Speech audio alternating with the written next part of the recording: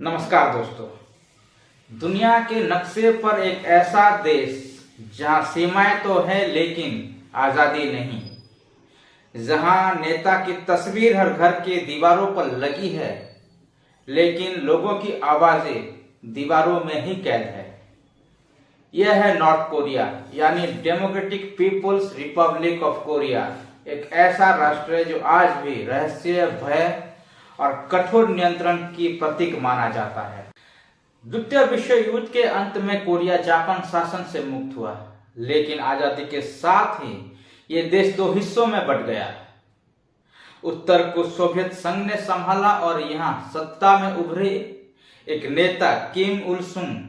यह व्यक्ति बाद में इस देश के सर्वोच्च नेता कहलाए और उनका परिवार नॉर्थ कोरिया की राजनीति पर आज भी राज करता है। 1950 में शुरू हुआ कोरिया युद्ध 3 साल तक चला। लाखों लोग मारे गए और दोनों कोरिया आज भी तकनीकी रूप से युद्ध की स्थिति में है।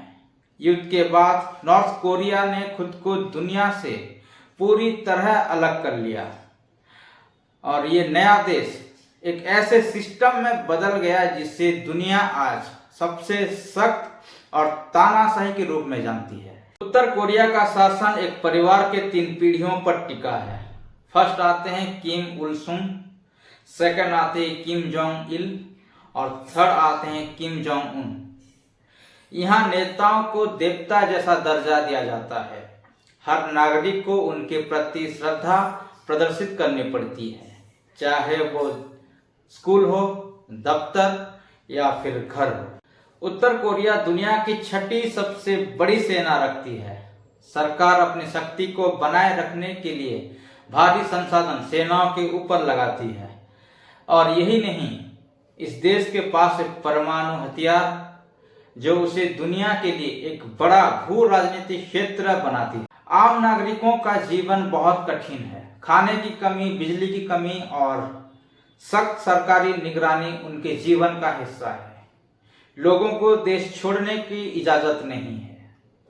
जो कोशिश करता है उसे कैद किया जाता है या तो फिर वो मौत का सामना करता है। उत्तर कोरिया में सोचना सिर्फ वही है जो सरकार देना चाहती है। टीवी चैनल सरकारी, अखबार सरकारी और सार्वजनिक जगहों पर लगे स्पीकर लगातार सरकार की ही प्रचार करते रहते हैं।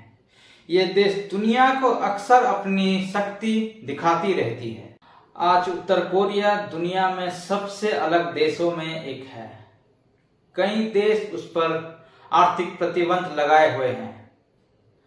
आज दुनिया सवाल करती है, क्या ये देश कभी खुला समाज बनेगा? यहाँ के लोग कभी आजाद होंगे? यह सवाल आज भी है। शायद आने वाले समय में इसका जवाब मिल सकता है।